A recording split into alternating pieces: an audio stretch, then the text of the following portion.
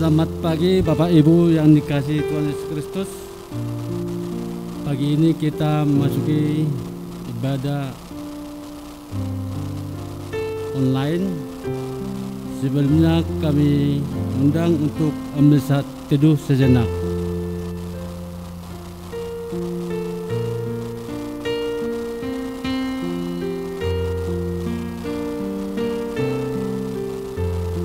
Amin.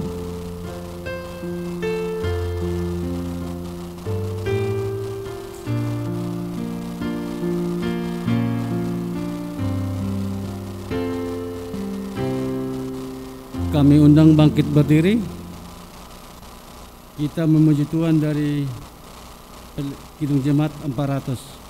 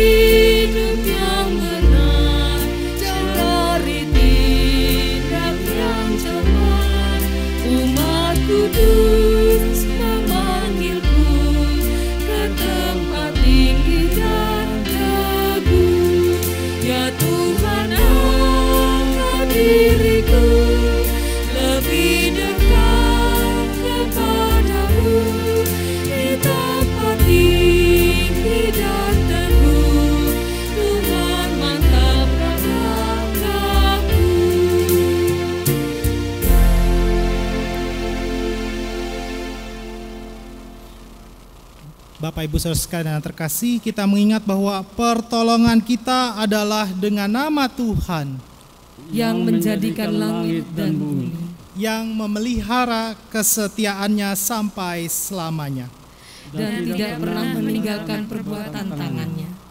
Anugerah dan sejahtera dari Allah Bapa, Anak, dan Roh Kudus menyertai saudara-saudara. Amin. Nas pembimbing dalam kebaktian minggu saat ini terdapat dalam kitab Yakobus pasal pertama ayat ke-27. Yakobus pasal pertama ayat ke-27 yang berkata demikian.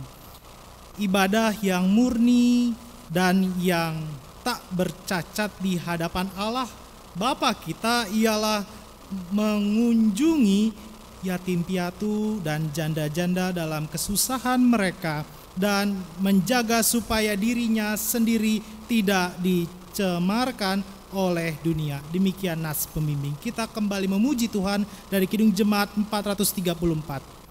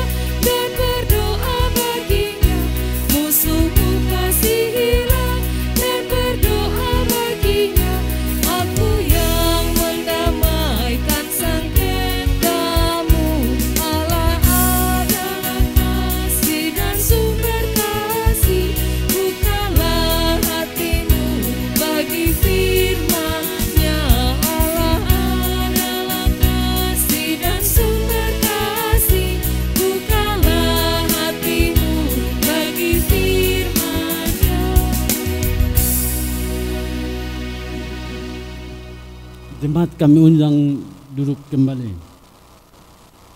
Mari kita berdoa.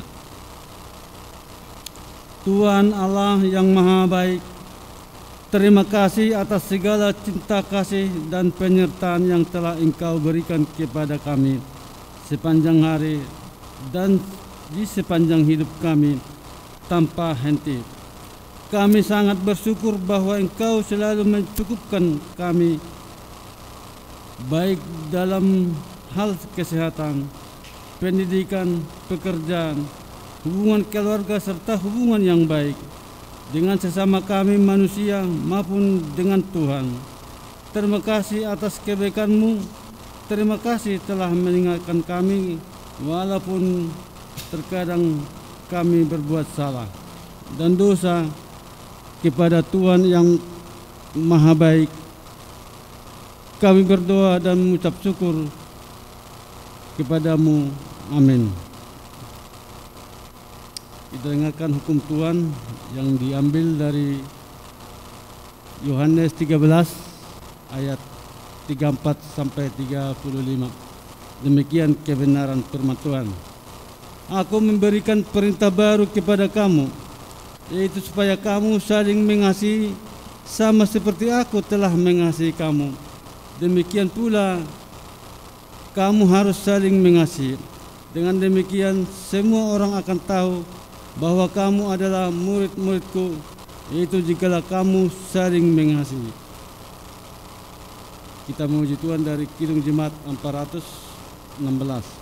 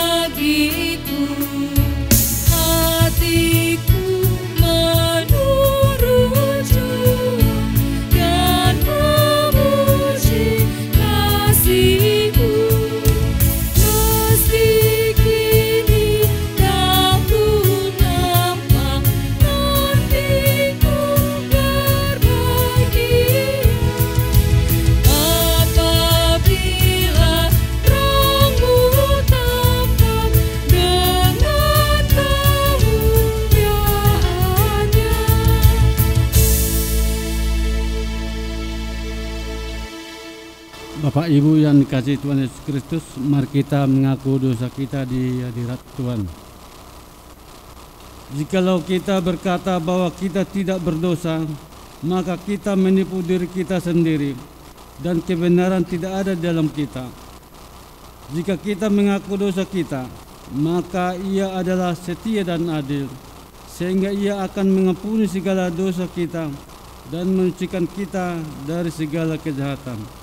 Jika kita berkata bahwa kita tidak ada berbuat dosa, maka kita membuat Dia menjadi pendusta dan firman-Nya tidak ada dalam kita. Yohanes 1 ayat 1 ayat 8 sampai 10. Karena itu marilah kita mengaku dosa di hadirat Allah kita secara bersama-sama, diawali dengan pengakuan dosa pribadi dalam hati dalam saat teduh.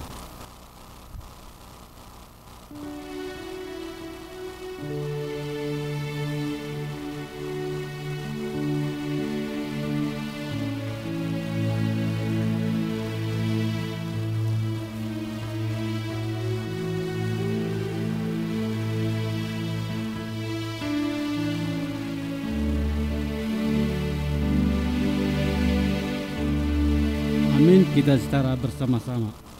Ya Tuhan, kami telah berbuat dosa terhadap-Mu. Kami telah berdosa terhadap sama kami dalam pikiran, perkataan, dan perbuatan. Telah banyak kami menyimpang dari jalan-Mu yang benar. Ampunilah dosa kami, ya Tuhan. Kasihanilah kami, ya Tuhan. Kasihanilah kami, ya Kristus. Kasihanilah kami, ya Tuhan. Amin. Kita memuji Tuhan dari NKB 14 ayat 1 sampai 3.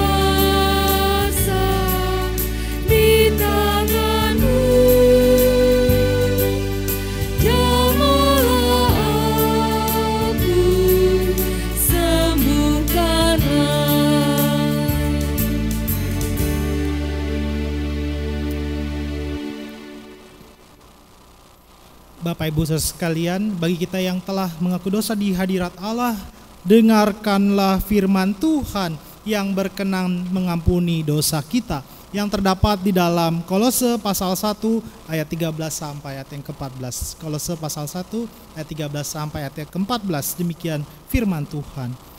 Ia telah melepaskan kita dari kuasa kegelapan dan memindahkan kita ke dalam kerajaan Anaknya yang kekasih. Di dalam Dia kita memiliki penebusan kita, yaitu pengampunan dosa.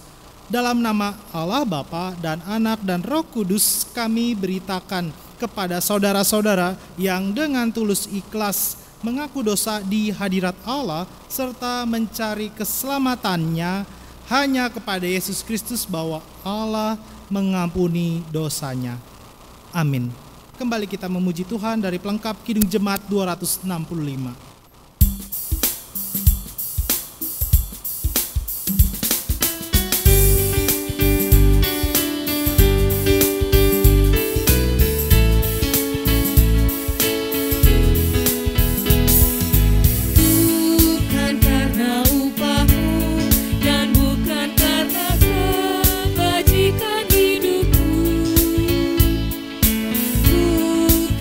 Semangatku dan bukan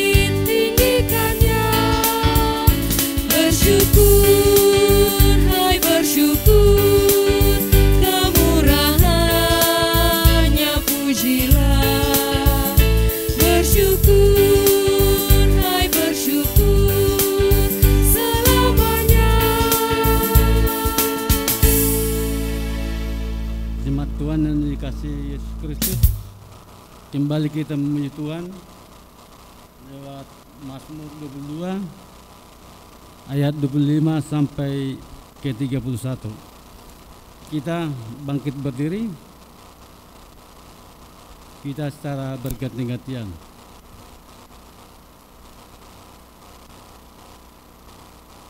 Sebab ia tidak memandang hina ataupun merasa jijik kesengsaraan orang yang tertindas,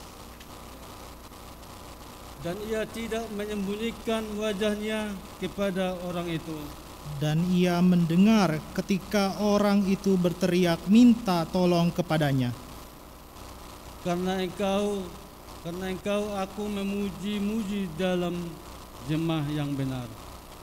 Nazarku akan kubayar di depan mereka yang takut akan Dia. Orang yang rendah hati akan makan dan kenyang. Orang yang mencari Tuhan akan memuji-muji Dia. Biarlah harimu hidup untuk selamanya. Segala ujung bumi akan mengingatkannya, Dan berbalik kepada Tuhan, dan segala kaum dari bangsa-bangsa. akan sujud menyembah di hadapannya. Sebab Tuhanlah yang punya kerajaan, Dialah yang memerintah atas bangsa-bangsa. ia kepadanya akan sujud menyembah semua orang sombong di bumi.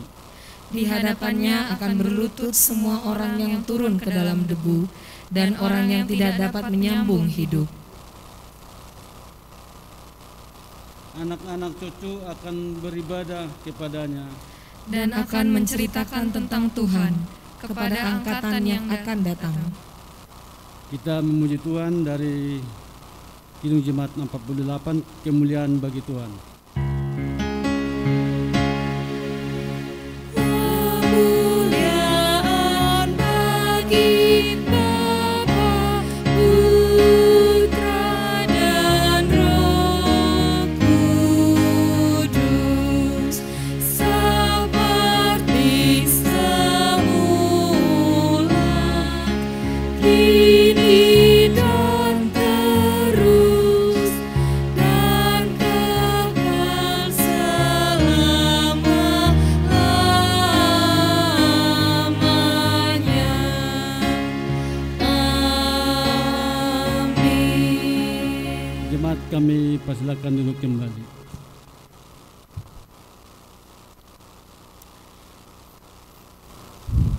Mari Bapak Ibu Saudara sekalian, di Minggu Paskah yang keempat kita akan bersama-sama mendasarinya dengan firman Tuhan yang terdapat di dalam kitab Kisah Para Rasul pasal 8 ayat 26 sampai ayat yang ke-40.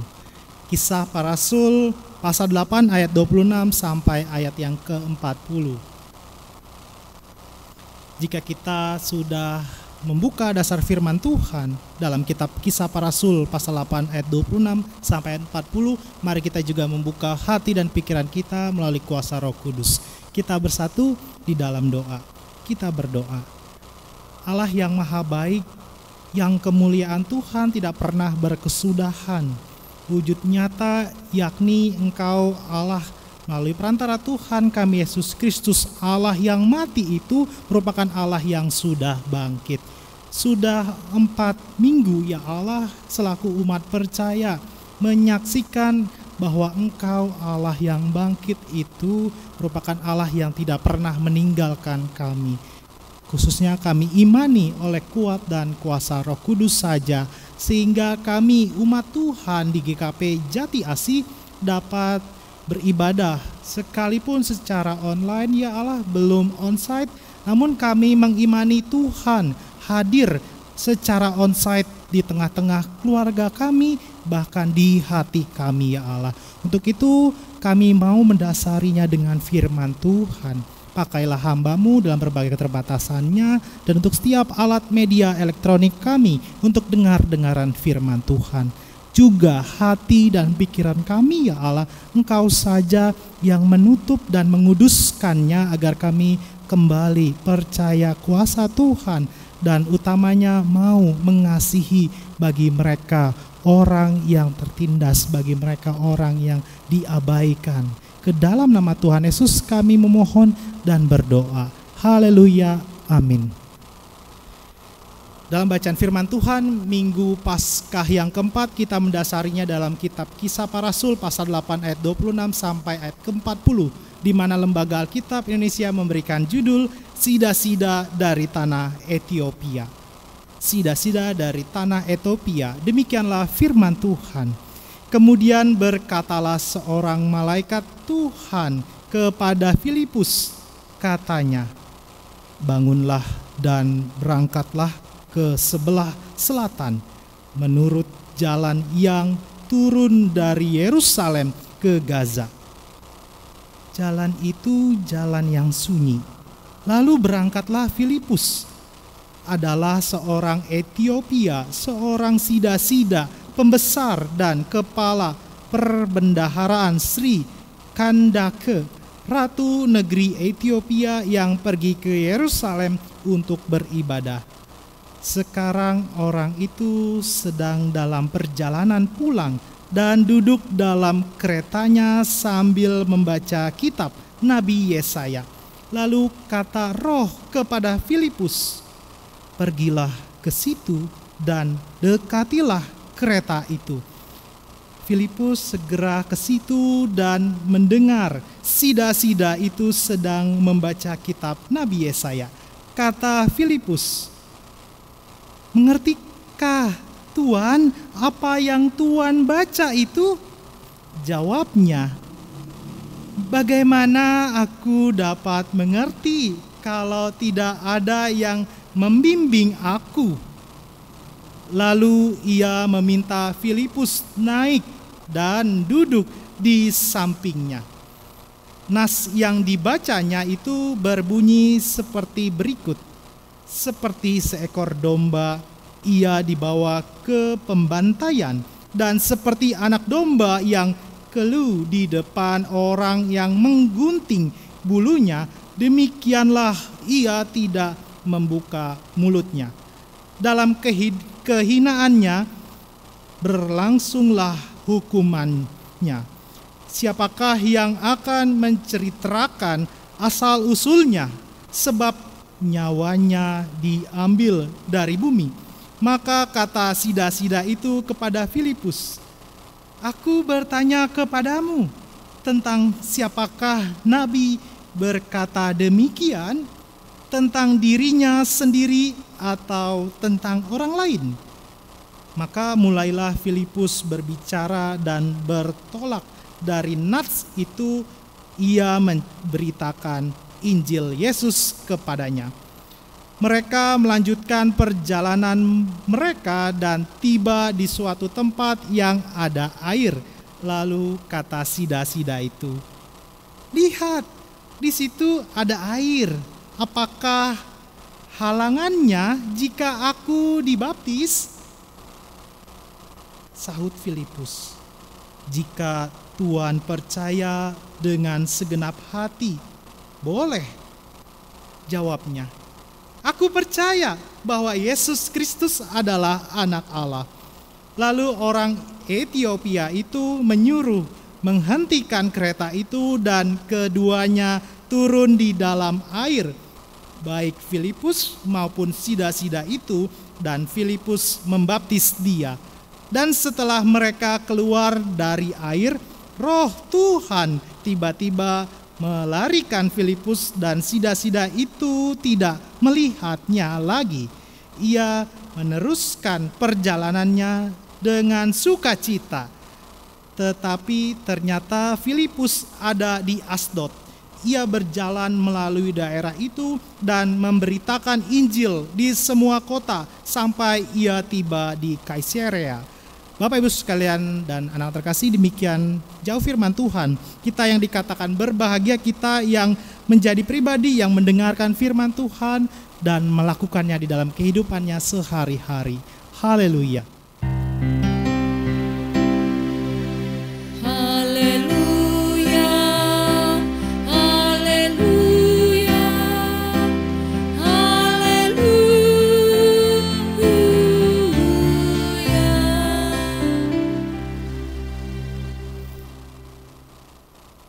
Selamat pagi Bapak Ibu sekalian terkasih. Di minggu Paskah yang keempat kita kembali diajak untuk merenungkan firman Tuhan. Kita juga dipanggil menjadi pribadi yang mau diutus kepada yang tertolak. Diutus kepada yang tertolak. Waduh, berbicara tertolak, berbicara yang terabaikan atau bahkan terbuang. Mungkin kita dalam kehidupan sehari-hari ada pribadi, lepas pribadi atau orang lain yang kita pandang sebelah mata. Lalu apa yang mau kita lakukan? Apa yang mau kita kerjakan? Apakah kita kemudian mau untuk mengasihi mereka? Kan mereka tertindas misalkan seperti itu. Saya kan mau mengasihi kalau mereka lebih dulu mengasihi saya. Misalkan seperti dalam Alkitab, dalam konsep tabur dan tuai. Kalau saya sudah menerima kasih dari mereka, kalau saya sudah menerima kebaikan dari mereka, saya mau. Kalau mereka tidak mengasihi, saya juga nggak mau mengasihi. Apalagi mereka yang ditindas, apalagi mereka yang dipandang sebelah mata, apalagi mereka yang termarginalkan atau terpinggirkan. Kita diundang mau atau tidak untuk diutus. Berbicara untuk keluar dari zona nyaman ini juga kita sama-sama kembali maknai. Ketika kita dipanggil Tuhan untuk kepada orang yang tertolak, orang yang tertindas, orang yang terabaikan, itu kita diundang untuk keluar dari zona nyaman atau comfort zone. Dalam zona nyaman itu tentu ada berbagai perhitungan secara matematika, ada banyak perhitungan secara hitung-hitungan dan banyak hal lainnya untuk kemudian tidak dapat pergi atau diutus kepada mereka yang tertolak. Tentu ada banyak hal yang tertolak itu dalam kehidupan sehari-hari, apalagi dalam kondisi pandemi saat ini. Ada banyak orang yang tertolak, ada banyak pribadi yang terabaikan. Kita dipanggil untuk mau keluar dari zona nyaman. Tentu berbicara zona nyaman sebagai pribadi, sebagai orang yang hidup di dunia atau masyarakat yang modern atau mobilitasnya cukup tinggi, biasanya memiliki prinsip yang dimana sesuatu atau yang sudah dipegang atau dimiliki itu akan benar-benar dipegang, dalam arti di-keep, dijaga, nggak mau di-share atau dibagikan kepada orang lain. Cukup saya saja misalkan seperti itu, orang lain nggak, apalagi mereka yang tertolak. Apalagi mereka yang tertolak pasti akan dipegang berkat itu secara pribadi dan tidak mau diutus, tidak mau keluar dari zona nyaman. Nah, itu kembali lagi, itu mungkin ada dalam kebudayaan modernisme di mana setiap orang berhati-hati, di mana setiap orang menjaga apa yang dimilikinya. Kembali karena hasil jerih lelah memang tidak salah. Namun kemudian selaku umat percaya kita dipanggil untuk keluar dari zona nyaman kita, keluar untuk kemudian merangkul, untuk kemudian menolong mereka yang tertolak. Nah, bacaan kita dalam Kisah Para Rasul pasal 8 ayat 26 sampai ayat ke-40. Tentu semoga Bapak Ibu sekalian terkasih tidak bosan. Sudah 3 minggu kita membaca Alkitab dalam Kisah Para Rasul. Saat ini kita berbeda, kalau 2 minggu belakangan Petrus dan Yohanes, pada saat ini di minggu Paskah yang keempat kita membaca seorang bernama Filipus. Nah, Filipus dan seorang sida-sida dari Ethiopia. Apa sih yang terjadi dalam kehidupan Filipus, terlebih dalam kehidupan sida-sida dari Ethiopia ini? Kita kembali melihat, berbicara keluar untuk diutus kepada mereka yang tertolak itu, kita berkaca dan kemudian merefleksikan dalam kehidupan Filipus, di mana Filipus melakukan kehendak dan rencana Tuhan di luar akal sehat. Mengapa demikian? Filipus sebagai pribadi yang sudah berhasil, sudah menjadi pribadi yang dipakai Allah dalam penginjilan, dalam pemberitaan Shalom Elohim, Shalom dalam damai sejahtera Allah itu kepada orang-orang di Samaria berhasil, di kota Samaria berhasil. Akan tetapi Filipus di minggu Paskah keempat ini kita belajar bagaimana seorang yang berhasil kemudian dipanggil Tuhan untuk keluar dari kota Samaria. Orang-orang yang sudah mengasihi, sudah mencintai Filipus. Filipus harus dipanggil keluar. Begitu sepinya, begitu tandusnya, begitu sunyinya, Filipus harus meninggalkan Samaria, kota di mana dia berhasil memberitakan kabar baik di kota Samaria itu. Nah, tentu kita selaku umat manusia sudah memiliki prestasi dalam kehidupan kita, baik dalam jenjang karir ataupun dalam pendidikan, baik dalam indeks prestasi maupun dalam nilai-nilai lainnya, sudah berhasil. Mungkin kita pun dipanggil Tuhan untuk kemudian keluar dari zona nyaman kita, dan utamanya kepada mereka yang tertolak. Tentu akan sulit, tentu akan gengsi, balik lagi akan ada gengsi. Tapi kita belajar dari Filipus. Apa yang dilakukan oleh Filipus adalah dalam rangka menggenapi rencana Allah yang dikerjakan atau dilakukan Filipus dalam pelayanannya di salah satu tempat yang tandus dan sepi itu untuk rancangan besar Allah, yakni Injil, yakni kabar baik Yesus Kristus Tuhan kita yang bangkit itu harus diberitakan dari Yerusalem hingga ke ujung bumi melalui pertama kota Samaria dan Yudea, dan kemudian kepada satu orang sida-sida dari Ethiopia, di mana secara peta saat ini berada di Afrika. Melalui Filipus ada kabar baik yang Tuhan mau untuk dia, Filipus, dipanggil untuk memberitakan kabar baik Allah itu. Nah, dalam bacaan kita dia termasuk salah satu diaken di Yerusalem dalam Kisah Para Rasul pasal 6 ayat ke-5. Dia merupakan pribadi yang berhasil memberitakan Injil di kota Samaria dan kemudian menolong sida-sida dari Ethiopia. Dalam bacaan kita Kisah Para Rasul pasal 8 ayat 27.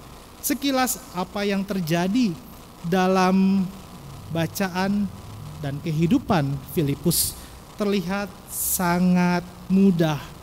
Kenapa? Ketika sedang dalam perjalanan, tiba-tiba Filipus diberitakan atau diingatkan oleh Roh Kudus untuk datang menghampiri satu kereta yang dinaiki oleh salah satu sida-sida dari Ethiopia. Tapi di sana, walaupun demikian, jika diamati lagi, dicermati lagi proses untuk mau menghampiri sida-sida dari Ethiopia itu ada pergumulan yang berat. Kembali Filipus pribadi atau penginjil yang berhasil di kota Samaria, tetapi Tuhan memanggil Filipus dan mengutus Filipus ke tempat yang sepi dan tandus. Sepi dan tandus. Ini merupakan keanehan. Ini merupakan satu hal yang janggal. Harusnya seorang besar seperti Filipus pada saat itu dikirimnya misalkan ke kota Romawi ataupun kota besar lainnya di Eropa. Tetapi tidak, ke tempat sepi dan tandus. Kita juga melihat ada banyak juga keanehan. Ada banyak hal. Pertama, kita melihat bahwa Filipus dalam Kisah Para Rasul pernah melakukan atau dipakai Tuhan memberikan mukjizat bagi orang-orang dalam Kisah Para Rasul pasal 8 ayat ke-7.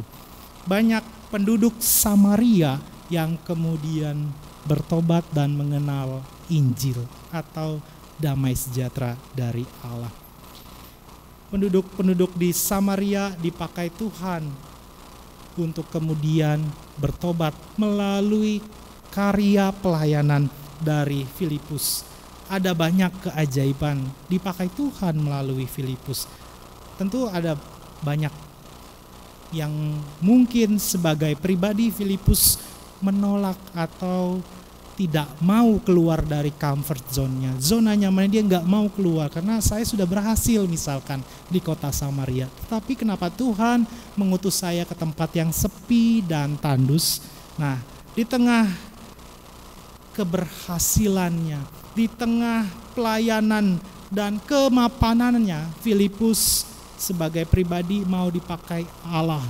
Dan utamanya Allah memberikan panggilan dan pengutusan yang mengejutkan bagi Filipus. Mungkin juga dalam berbagai keanehan itu tadi. Orang besar kok ke tempat kecil, orang yang sudah berhasil harus ke tempat yang sepi dan tandus. Keanehan berikutnya adalah Filipus datang ke tempat yang tadi sepi dan tandus itu. Dalam bacaan firman Tuhan yang tadi bersama-sama kita baca, ada kata jalan yang sunyi. Jalan yang sunyi dalam bahasa Yunaninya adalah erasmos, atau lebih tepatnya tandus. Sunyi bukan berarti subur ataupun sepi, tapi tandus makanya menjadi sepi. Jadi sebab akibatnya cukup jelas dalam kitab Kisah Para Rasul, di mana seorang besar tadi, Filipus, mau datang ke tempat yang sepi. Kita pun melihat apakah Allah tidak salah, apakah Allah memakai Filipus untuk hal yang sia-sia saja? Tentu tidak. Apa sih manfaatnya panggilan ini, atau apa yang kita pelajari dari seorang bernama Filipus yang mau dipanggil untuk menolong orang yang tertolak, orang yang terpinggirkan. Ketika sebagai pribadi tentu Filipus akan ada argumentasi, tetapi dia tidak, dia tetap melakukan kehendak Tuhan, dia tetap mengabarkan Injil. Ketaatannya, kepatuhannya kepada Allah di Minggu Paskah keempat ini kita bersama-sama mau atau tidak dipanggil oleh Tuhan untuk mengasihi mereka yang tertolak. Mengasihi orang yang tertolak itu kembali, silakan berkaca kepada lingkungan kita pribadi, lepas pribadi. Nah, sebagai pribadi Filipus, Tuhan pakai secara luar biasa ketaatan dan benar-benar dia pribadi yang diuji. Dia dipanggil Tuhan, dan cara Allah, pemanggilan Allah, yakni dari jalur Gaza pada zaman saat ini disebutnya dengan jalur Gaza, atau dalam Kisah Para Rasul pasal 8 ayat 26, dan kemudian dalam bacaan kita yang terakhir di ayat 39 ayat 40, Filipus tiba di Asdod. Dari jalur Gaza sampai ke Asdod, Tuhan memanggil Filipus keluar dari zona nyamannya. Cara seperti ini pun yang dipakai oleh Tuhan. Cara seperti ini yang dipakai Tuhan kepada Filipus, dan Filipus tetap taat, Filipus tetap patuh. Dia kemudian meninggalkan berbagai prestasi yang begitu menakjubkan. Dia tahu sebagai pribadi itu berkat dari Tuhan, bukan karena kebolehan, bukan karena keringatnya, bukan karena jerih lelahnya, melainkan karena Tuhan. Dan Filipus sebagai pribadi mau datang ke tempat yang tandus tadi, yang sama-sama kita lihat dan baca, atau erasmus tadi. Sepi, tapi dalam tafsirannya adalah tandus. Ketika ada kereta karavan atau kereta kuda lewat, Filipus mendengar seorang sedang membaca kitab suci. Khususnya kita baca di ayat 28, Kisah Para Rasul pasal 8 ayat 28. dia mendengarkan di mana sida-sida dari Ethiopia itu sedang membaca kitab Yesaya. Di situ ada percakapan, di situ ada dialog antara Filipus dengan sida-sida dari Ethiopia itu. Lalu pertanyaan kita, siapa sih ini sida-sida dari Ethiopia ini? Kita bersama-sama tadi sudah membaca dan mendengarkan sida-sida ini atau Ethiopia ini merupakan pengikut agama Yahudi walaupun dia sendiri bukan orang Yahudi. Artinya dia pengikut agama Yahudi, sida-sida dari Ethiopia itu, tetapi dia bukan keturunan orang Yahudi.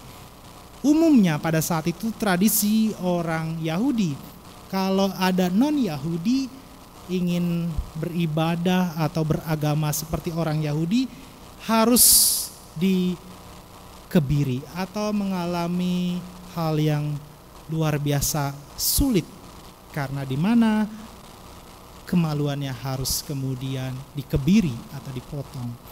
Kemudian di sana ada tujuan kenapa sida-sida dari Ethiopia itu harus menanggung yang luar biasa berat, karena dia harus melayani di istana Ratu Ethiopia. Sebagai pelayan dia harus menekan hawa nafsunya secara badani. Makanya mereka atau sida-sida dari Ethiopia itu sedang bergumul untuk panggilan hidupnya, untuk motivasi kehidupannya pribadi lepas pribadi. Kita juga melihat walaupun sida-sida dari Ethiopia ini mengalami kesulitan, mengalami harus ada fase dikebiri, tapi dia tetap haus akan firman Tuhan. Dia tetap mencari Tuhan dan masuk ke bait suci.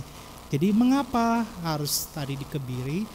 Karena orang Yahudi pada saat itu kalau ingin masuk bait suci atau masuk gedung gereja, kalau kita bahasa saat ini, harus ada tradisi di mana dikebiri.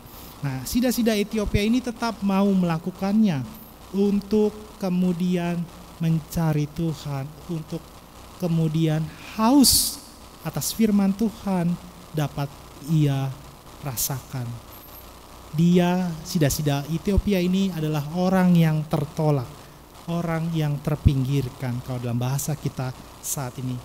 Melalui kuasa dari Roh Kudus mempersiapkan sida-sida itu dengan menggerakkannya untuk membaca kitab Yesaya. Jadi bacaan kita dalam Kisah Para Rasul pasal 8 ini adalah rancangan Tuhan, bukan cerita atau kisah yang acak atau random, tetapi memang sudah dipersiapkan oleh Tuhan, di mana sida-sida dari Ethiopia itu membaca kitab Yesaya yang di dalamnya berbicara tentang motivasi beribadah di bait suci. Dan dalam bacaan itu juga disitulah ada pertukaran iman atau saling menguatkan dalam bahasa kita saat ini. Di dalam ayat 29 digambarkan bagaimana sida-sida dan Filipus hanya duduk, hanya bercakap-cakap, dan kemudian di sana kuasa Roh Kudus hadir di tengah-tengah mereka. Roh Kuduslah yang mengerjakan semua pekerjaan pekabaran Injil, khususnya dalam konteks di dalam kereta itu. Nah, kita juga kembali melihat bagaimana Filipus yang sudah keluar dari zona nyamannya itu tetap menuruti perintah Tuhan atau kehendak Allah untuk mereka yang tertolak, yakni sida-sida dari Ethiopia. Karena saat itu kembali lagi dalam tradisi Yahudi, mereka orang yang termarginalkan atau orang yang terpinggirkan. Itu kuasa dari Roh Kudus sehingga Filipus dapat memberitakan kepada sida-sida dari Ethiopia. Dan kemudian kita juga melihat sida-sida itu mendengarkan semua pemberitaan yang disampaikan oleh Filipus, dan dia mempercayai berita Injil tersebut. Tadi seperti yang sudah kita baca dan dengarkan, sida-sida dari Ethiopia itu bertanya, ini siapa sih misalkan? Ini tentang nabi siapa sih? Seperti itu. ada percakapan, ada dialog dari Filipus dan kemudian sida-sida dari Ethiopia itu yang non-Yahudi dapat percaya kepada Yesus Kristus. Ada berkat, ada berita keselamatan yang disampaikan Filipus kepada sida-sida dari Ethiopia itu. Jadi kemudian kita melihat untuk keluar dari zona nyaman, kita belajar dari Filipus, seorang yang berprestasi, seorang yang luar biasa menerima berkat Tuhan, sehingga satu kota di Samaria bertobat dan mengenal Yesus Kristus, Sang Mesias, Sang Juru Selamat itu. Walaupun sebelum-sebelumnya orang-orang Yahudi masih menanti-nantikan Mesias, Allah yang datang untuk menghakimi, bukan Allah yang dihakimi atau digantung di kayu salib. Lalu Filipus, kota Samaria, mengalami pertobatan. Kita belajar bahwa rencana Tuhan kadangkala membuat kita sebagai pribadi mengalami keterkejutan. Rencana Tuhan, kita mengalami keterkejutan. Karena konteks atau khususnya kita melihat Filipus, orang yang besar dapat dipakai Tuhan untuk pribadi yang tidak disebutkan namanya, hanya dijuluki sida-sida dari Ethiopia. Ini menunjukkan ada ketundukan, ini ada kepatuhan dari pribadi bernama Filipus. Ini minggu Paskah keempat ini, sebagai pribadi kita diundang dan dipanggil Allah untuk dapat menghampiri, untuk dapat mengasihi mereka yang tertolak. Nah, belajar dari kisah pertobatan yang begitu indah, pertobatan dari seorang yang di dalam keadaan hina dan tertolak, tetapi berusaha mencari Tuhan. Ini kita kembali melihat sida-sida dari Ethiopia ini adalah orang yang hina dalam kacamata orang Yahudi. Tetapi Tuhan tetap mau Filipus menyelamatkan atau menyampaikan berita kabar baik bagi sida-sida dari Ethiopia. Artinya, dalam kisah para rasul kita melihat bahwa keselamatan itu tidak hanya bagi kita pribadi, lepas pribadi, tapi bagi mereka yang tertolak, bagi mereka yang diabaikan oleh manusia. Kita belajar kembali sebagai persekutuan orang Kristen atau umat yang percaya, apalagi sebagai gereja, kita diundang mampu atau tidak dipanggil Tuhan menjadi tempat yang kemudian menghadirkan damai sejahtera. Apalagi berbicara sejarah pekabaran Injil di gereja Kristen Pasundan, di mana dulu tanah Jawa bagian barat ini disebut adalah tanah yang gersang atau Nova Zembla. Nova Zembla ini dulu orang nggak mau nih, orang-orang Eropa, tanah gersang Nova Zembla ini. Tetapi tanah yang gersang ini menjadi luar biasa dipakai Tuhan, dan kita pribadi lepas pribadi juga semakin mengenal Yesus Kristus. Begitulah sejarah gereja Kristen Pasundan. Lalu bagaimana dengan sejarah hidup kita pribadi lepas pribadi? Mau atau tidak kita keluar dari zona nyaman untuk menghampiri mereka yang tertolak? Mengapa kita harus menghampiri mereka? Jangan lupa kita adalah pribadi yang seharusnya ditolak oleh Allah karena dosa kita, baik sengaja atau tidak, tetapi Tuhan tetap mengasihi kita. Yohanes 3 ayat 16, karena begitu besar kasih Allah akan dunia, sehingga ia mengaruniakan anaknya yang tunggal, supaya barang siapa yang percaya kepadanya tidak binasa, melainkan beroleh hidup yang kekal. Tuhan sudah mengasihi kita.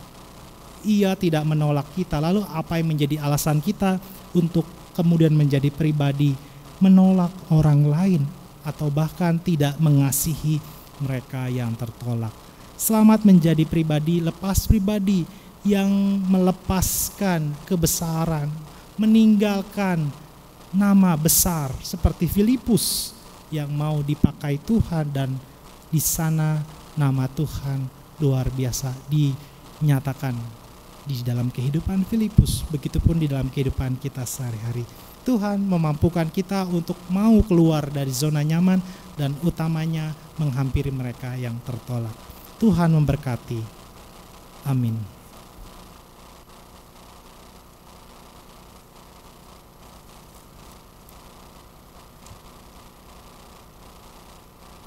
Jemaat Tuhan yang dikasihi Yesus Kristus, kita bangkit berdiri. Marilah kita mengucapkan pengakuan iman percaya kita secara bersama-sama demikian. Aku percaya kepada Allah Bapa yang Maha Kuasa, Khalik langit dan bumi, dan kepada Yesus Kristus anaknya yang tunggal Tuhan kita, yang dikandung daripada Roh Kudus, lahir dari anak darah Maria, yang menderita di bawah pemerintahan Pontius Pilatus, disalibkan, mati dan dikuburkan, turun ke dalam kerajaan maut. Pada hari yang ketiga, bangkit pula dari antara orang mati, naik ke surga, duduk di sebelah kanan Allah, Bapa yang Maha Kuasa, dan akan datang dari sana untuk menghakimi orang yang hidup dan mati. Aku percaya kepada Roh Kudus, gereja yang kudus dan am, persekutuan orang kudus, pengampunan dosa, kebangkitan daging, dan hidup yang kekal. Amin. Kami persilakan duduk kembali.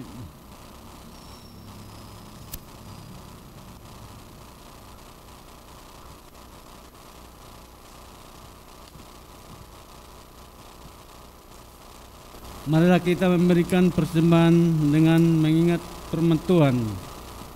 1 Tawarik 16 ayat 29. Berilah kepada Tuhan kemuliaan namanya, bawalah persembahan dan masuklah menghadap Dia. Sujudlah menyembah kepada Tuhan dengan berhiaskan kekudusan. Sambil kantong didarkan, kita memuji Tuhan dari Kidung Jemaat 393.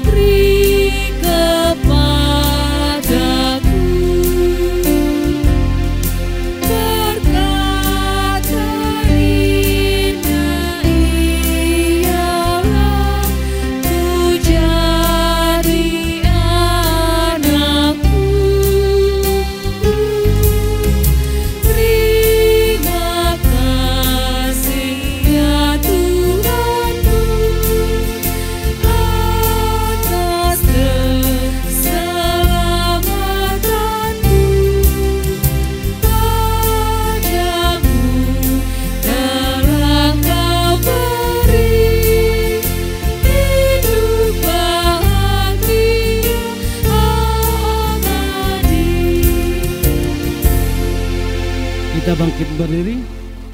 Mari kita serahkan persembahan kita kepada Tuhan. Kita berdoa. Ya Allah yang Maha Pengasih dan Maha Baik, Engkau melimpahkan berkat dan anugerah dalam kehidupan kami setiap saat. Kami bersukacita sebab dengan ketulusan hati kami dapat memberikan persembahan ini sebagai satu persekutuan yang beribadah kepadamu. Melalui anak-Mu Yesus Kristus, kami oleh mengalami kasih dan pengampunan-Mu yang menyelamatkan kami. Kini kami menyerahkan persembahan ini ke dalam pemeliharaan-Mu, ya Bapa, untuk memperluas pekerjaan dan pelayanan gereja-Mu, agar berkenan bagimu dan menjadi berkat demi keadilan dan kesejahteraan sesama manusia. Dalam nama Tuhan Yesus Kristus, sumber berkat, kami berdoa dan mengucap syukur. Amin. Kami persilakan duduk kembali.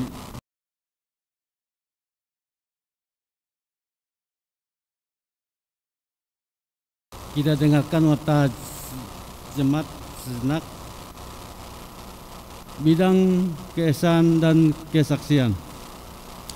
Mohon dukungan doa saudara-saudara kita yang terkasih, yang sakit, Bapak Makmur Syanturi,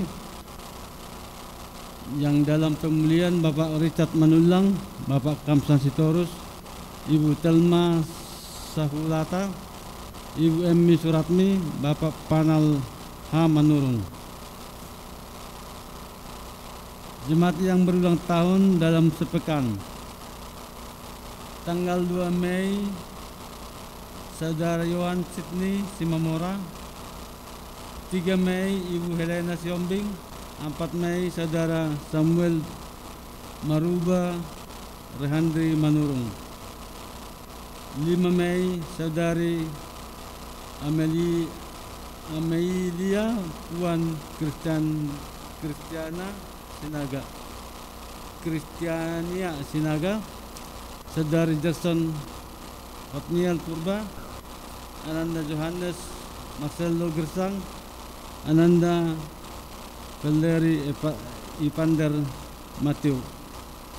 6 Mei Ananda Alfano Jerome Purba, Saudari Iwona Carolina Huta Barat. 8 Mei Ananda Jeremy Valentino Saya dan Saudara Loisa Yosepin Saya. Selamat ulang tahun. Dengan bertambahnya usia saudara-saudari yang berulang tahun sepanjang minggu ini, semakin bertambah pula iman dan kasih saudara. Nats ulang tahun diambil dari Efesus 2 ayat 10. Karena kita dibuat Allah, karena kita buatan Allah, diciptakan dalam Kristus Yesus untuk melakukan pekerjaan baik yang dipersiapkan Allah sebelumnya Ia mau supaya kita hidup dalamnya. Tuhan Yesus memberkati. Mohon dukungan doa bagi saudara-saudara kita yang sakit dan berulang tahun agar panjang umur dikasih Tuhan kesehatan.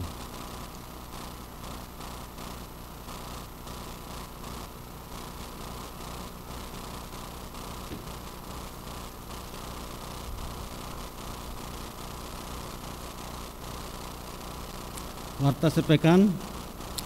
Majelis Jemaat GKP Jati Asih mengucapkan selamat hari Minggu dan selamat beribadah kepada seluruh warga Jemaat GKP Jati Asih.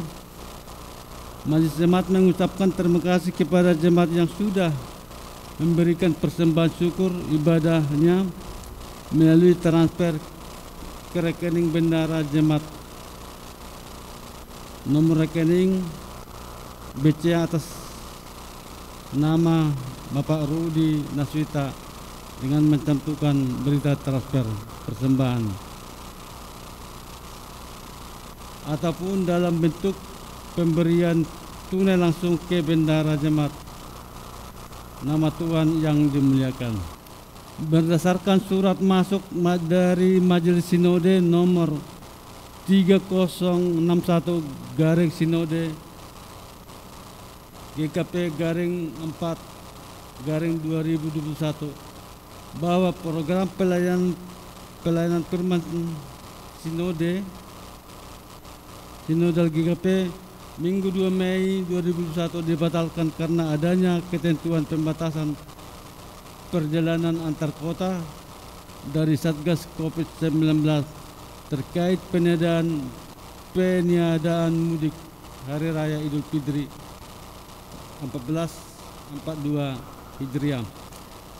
Berdasarkan surat keputusan dari Badan Pelaksana Klasis Wilayah Bekasi nomor KPTS garing 1 garing BP Klasis Bekasi garing 4 garing 2021 perihal susunan personalia Komisi Klasis Wilayah Bekasi periode 21 sampai dengan 2023 dengan susunan sebagai berikut yang sudah terlampir di warta. Ruang informasi kegiatan pelayanan keluar pengerja sehubungan dengan surat permohonan pelayanan firman yang diterima oleh Majelis Jemaat GKP Jatiasi, maka Pendeta Rudolfo Damanik SSI akan melayani firman pada hari Minggu 9 Mei 2021 pukul 9 WIB secara on-site atau tatap muka di GKP Yerwel Cibubur.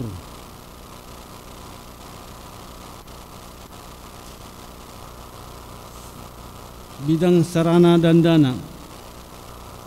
Informasi penerimaan kas pertanggal 24 April sampai 30 April 2021 kita lihat di warta jemaat yang sudah tertera. Terima kasih, Tuhan Yesus memberkati kita semua.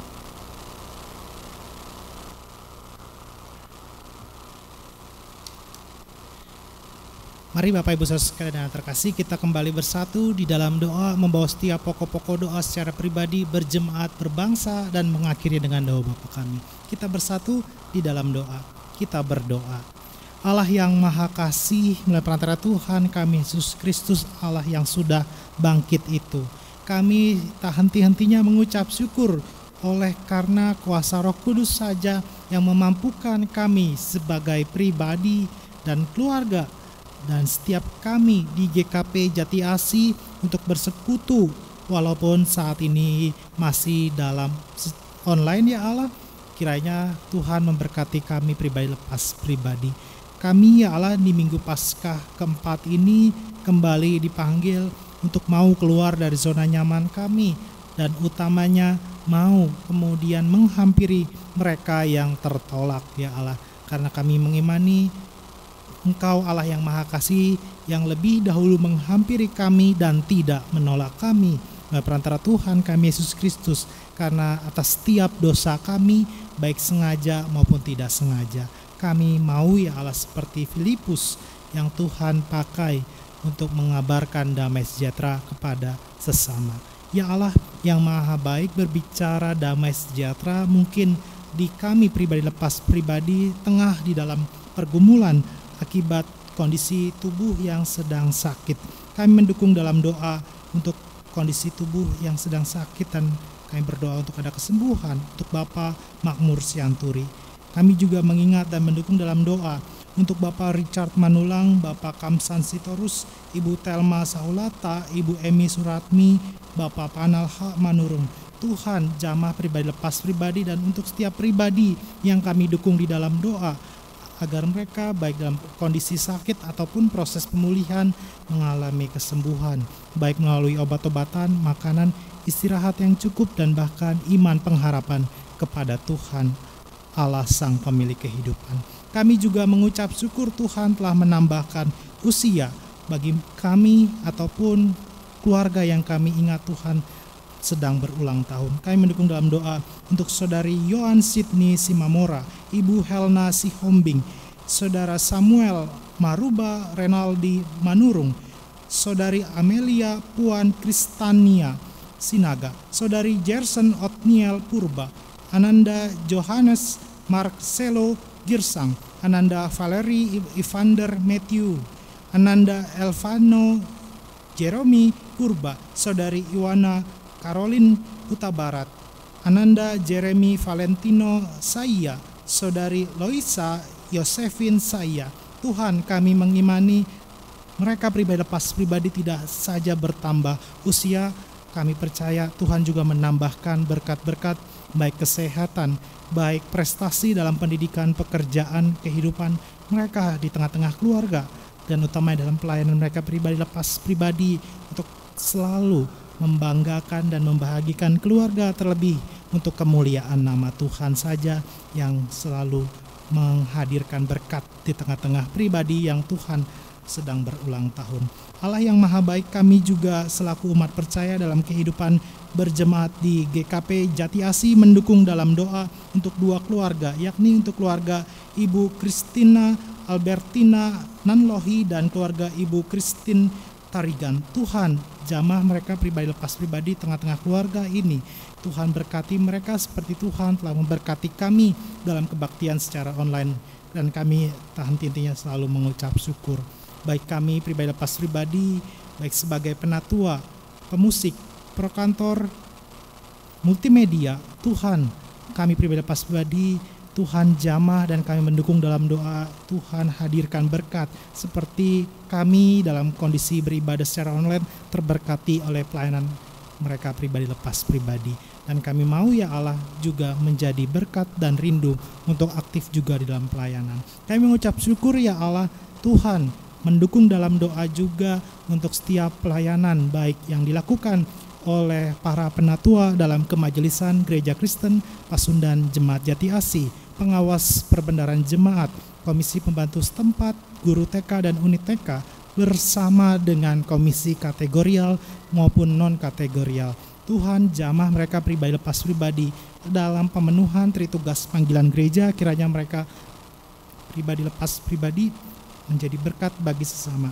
Allah yang maha baik, kami juga mendukung dalam doa untuk setiap kami ya Allah, yang Tuhan tahu dalam kondisi pandemi virus corona ini mengalami berbagai keterbatasan atau bahkan mengalami kebuntuan karena ada berbagai pemutusan hubungan kerja ataupun mungkin ada yang sulit dalam pergumulan kami pribadi lepas pribadi. Tuhan yang memberikan kelegaan, Tuhan yang memberikan kesabaran, dan utamanya setiap lafaz doa kami kiranya tetap mengarah kepada Tuhan dan tidak berputus asa, karena Tuhan adalah Allah yang bangkit, dan kami percaya Tuhan Allah itu tidak pernah meninggalkan kami.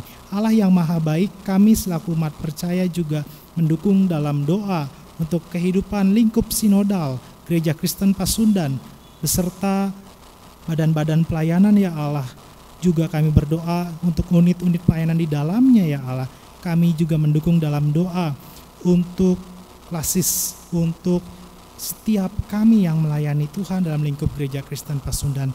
Kami mendukung dalam doa juga untuk bangsa Indonesia, kiranya dijauhkan bencana alam ataupun ada berbagai kerusuhan. Kami mengingat dan mendukung dalam doa untuk Nusa Tenggara Timur ya Allah, dalam berbagai pergumulannya Tuhan berikan berkat seperti Tuhan telah memberkati kami.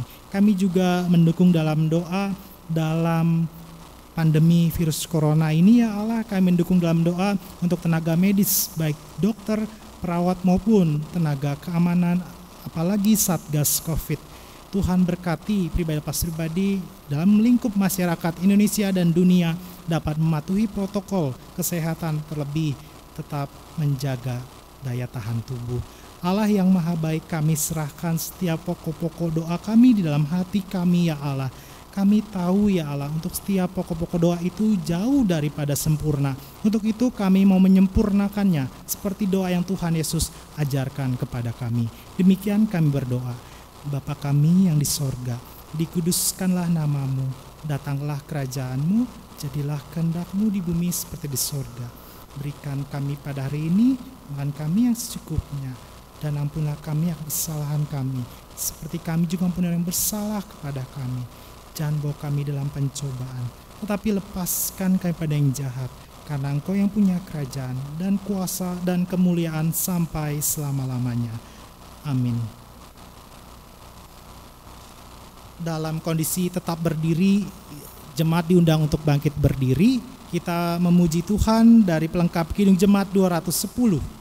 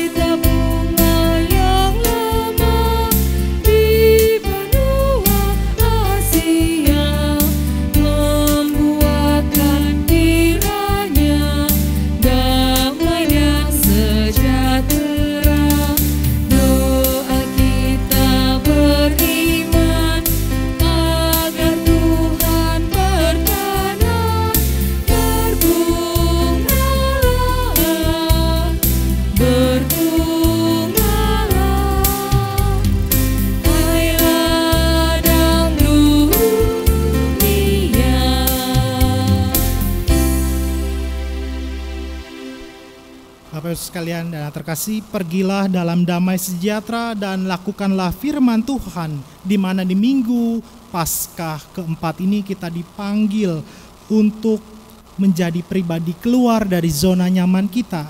Kita sebagai umat percaya diutus kepada yang tertolak, seperti Filipus dan pribadi lepas pribadi lainnya pada saat ini juga dipanggil Tuhan. Dan utamanya kita mengharapkan kuasa Tuhan yang memampukan kita pribadi lepas pribadi. Untuk itu terimalah berkat dari Tuhan. Kasih karunia Tuhan Yesus Kristus dan kasih Allah dan persekutuan Roh Kudus menyertai saudara-saudara.